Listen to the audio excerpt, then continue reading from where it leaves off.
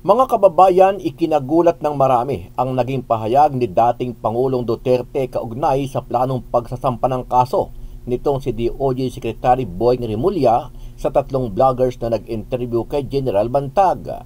Sa ginawang interview kay dating Pangulong Duterte ng programa ni Pastor Apollo Kibuloy, nagikan sa masa, tila sobrang pahiya na naman itong si DOJ Secretary Boying Rimulya. Sabi ni Duterte, pasensya na DOJ Secretary dahil hindi ako sang-ayon sa desisyon mo. Bagay na ikinatuwa ng mga vloggers sa pangunguna ni Banat Bay. Kasi sabi ng DOJ, dapat i-cite in contempt ang mga vloggers na nag-interview dahil binastos nilang korte sa ginawang interview kay Bantag, which is considered to be a fugitive of the state. Justice Secretary Rimulya. Wala pang kaso si Bantag sa korte. With due respect to the Secretary, I beg to disagree. Paano yan? Rimulya. Ngayon, ilan na? Hindi lang senador, hindi lang dating presidente, mga abogado na nagsasabing malabo yung contempt na yan. Ano ang masasabi mo dito mga kababayan? Sama-sama nating panuorin ang buong video at pakicomment nyo po ang inyong mga reaksyon at sariling opinyon. To a contempt of what? Court? Wala pang kaso eh. Ayan, mapakalinaw po nun. Kasi nga, hindi pa nagraran yung pinapatawag pa lang siya para sumagot. Di nga mahuli. Pero bago yan, muli po ako nag-iimbita sa mga hindi pa po nakasubscribe sa ating channel na Kababayan News PH, pakipindot po ang subscribe button at pakiclick na rin ang notification bell para lagi kayong updated sa mga bagong upload natin na legit at napapanahong balita. Maraming pong salamat. Ito panoorin natin to. Sinabi ni Pangulong Duterte. Okay, ito. Makinig. Palakpakan muna para sa lahat. Isang bagsak. Our President. Ang tanong po namin kay Mayor, kamakailan po ay nagkaroon po ng interview yung mga vlogger po kay dating Bucor Chief Gerald Bantag at kinukonsiderang fugitive ng Estado. May nalabag po ba na batas sa mga vlogger dahil ayon... Ang pupogi ng mga vlogger na yun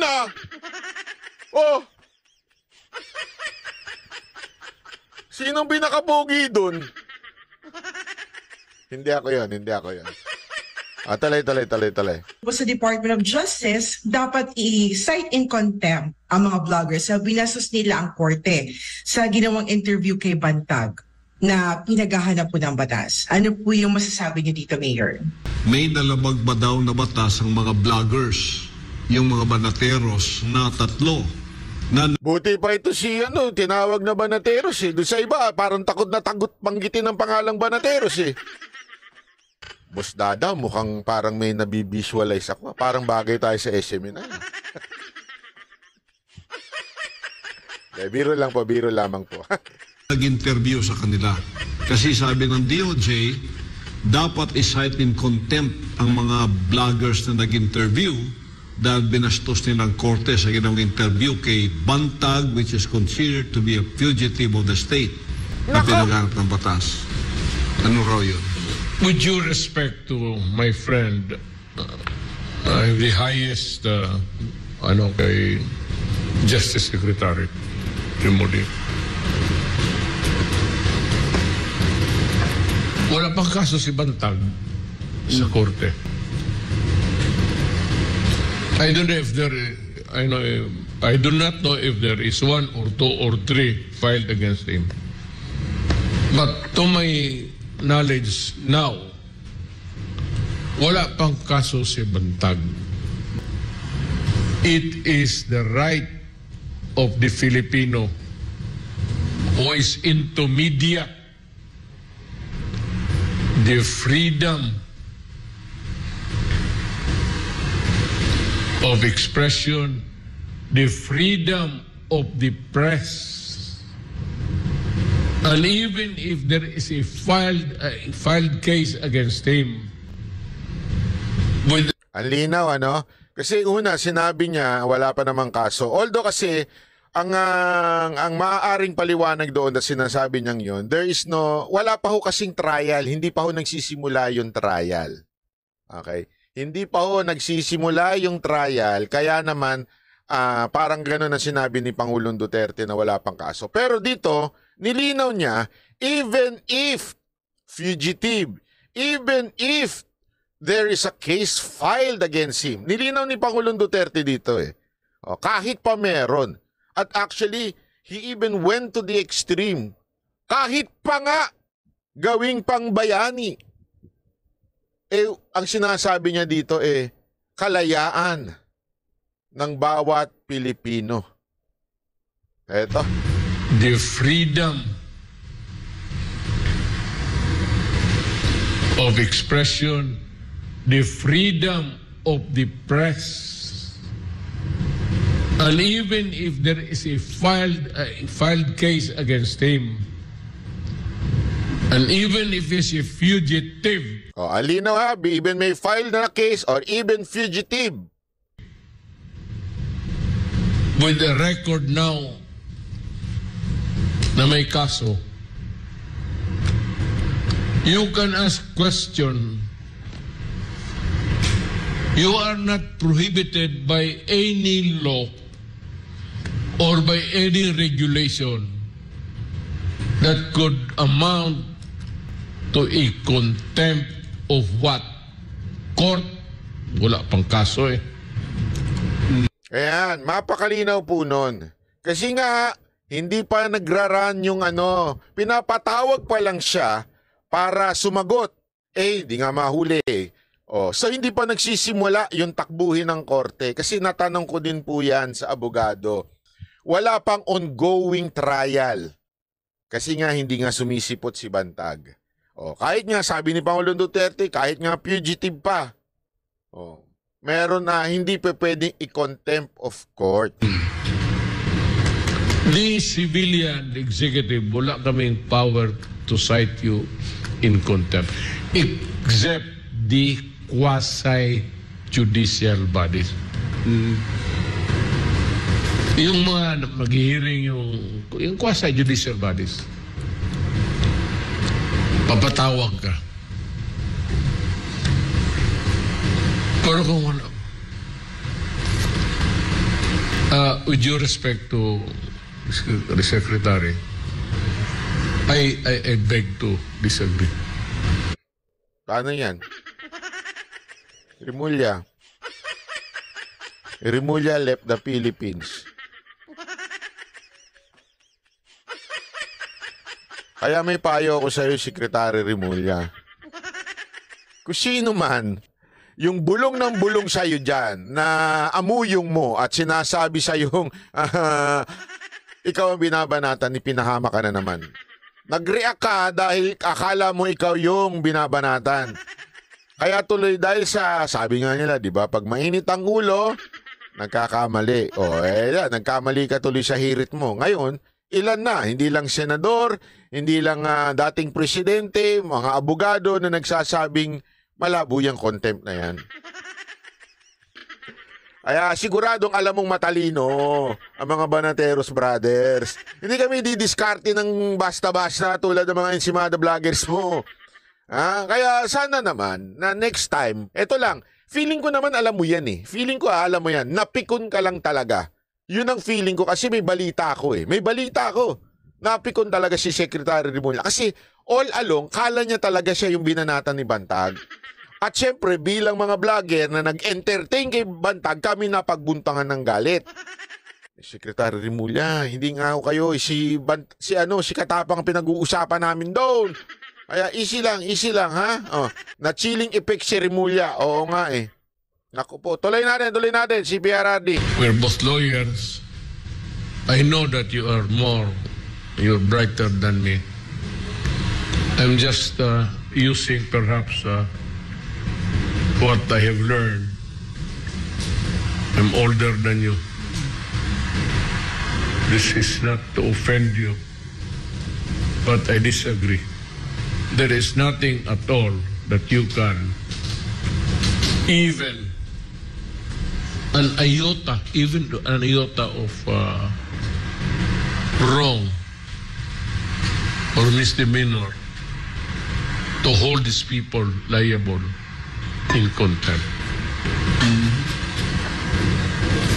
It's only Congress who can cite you in contempt. The courts can cite you in contempt. Quasi-judicial bodies. Yes. The president cannot cite you in contempt, but he can kill you if he wants. Ito. Makinig kayo mabuti dito Ang linaw na sinabi ni Pangulong Duterte dito, although syempre joke yung part na kill, pero sa totoo lang, ang linaw na sinabi niya, the executive branch, okay? Remember, executive branch, hindi ka pwedeng ipakontempt kasi nga, they only execute yung utos ng court. Bakit yung Congress pwede? At saka Senate? Kasi minsan, sa mga Senate hearing or hearing sa House, pwede kang ipakontempt doon kung bastos ka. Okay, yun ang sinasabi niya. Pero pagdating sa mga ganitong klaseng cases, even the President, mahiya ka naman, Secretary Remulla. Ang lalim na niyan. Ang lalim na ng ibig sabihin ni Pangulong Duterte niyan. Kung presidente nga hindi niya kayang i-contempt yung mga yon, ikaw pa. Kundi hiya naman. Hindi, ang lalim niyan Kung kung ang presidente nga hindi pwedeng i-contempt ito mga to, ikaw pa. Konting hiya naman. Hindi wala ka na sa hulog, Secretary Remulla. Kawawa ka, durog na durog ka na. Ilang araw ka ng durog. The mayor does not have the power of contempt to cite of contempt. But the mayor, when I was mayor, I did not. Sunog na siya sa Senado di ba? Yung papambihira, sabihan ba naman siya, kamutan ba naman siya ni Pimentel na kung ano sinasabi mo dyan, di mo naman pala napanood. Ganon yung sinasabi ni Pimentel di ba? Kung ano na lang pinanonood mo dyan, sinasabi mo, di mo pala napanood. Tapos eto ka na naman, Brad. Eto ka na naman. Nadali ka na naman ni Pangulong Duterte. Alam mo, sabi ko sa'yo, kung ako sa'yo, hindi, alam mo, aral na to sa'yo. Sa totoo lang, aral na ito sa'yo, Secretary Remulla. Next time, bago mauna ang bibig mo, lagi mong tatandaan, dalawa ang tenga. Para talaga, ibig sabihin lang nun, mas malagi tayong nakikinig, open, dalawa ang pinapasukan ng pagdidinig, at isa lang ang bibig. Lunod ka, Brad!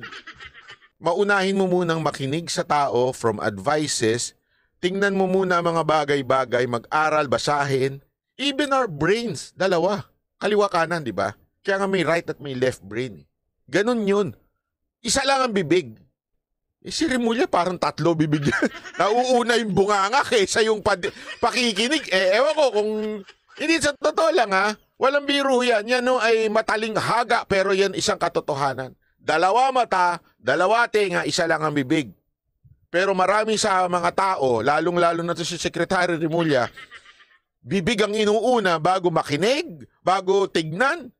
Kaya siya napapahamak Ang anong ginagawa niya? Dadaldal muna siya bago niya alamin. Kaya ako, ito lang masasabi ko, sana this time Remulla, medyo medyo siguro naman ito, makinig ka na kay Pangulong Duterte. Medyo kinokontra nyo na lahat Kinontra nyo na nga yung anak, baka this time makinig na kayo kay Pangulong Duterte. Ito senyalis na ho ito. Na it's about time na yung bibig mo medyo bawas-bawasan mo ang pagputak. Mapapahamak ka dyan. Tandaan mo, maraming mga maraming mga tao na napapahamak dahil sa pagbuka ng bibig. Di ba? Kaya ingat-ingat po kayo, sir. Kasi lalo na kayo pa naman ay Justice Secretary. Di ba? Mantakin mo. Supposedly, ikaw ang may alam ng batas. Supposedly, ikaw ang talagang pagdating sa best of the best pagdating sa batas. Ikaw yun. Kaya nga, tinanong sa akin ni Sas kanina sino ba kasi ang DOJ secretary nun? Si Guevara, di ba, tahimik lang yun. Pili ho yun magsalita Di ba? Pili ho magsalita yun Talagang ano yun sakto lang magsalita. No? Itong ano natin, nauuna yung bibig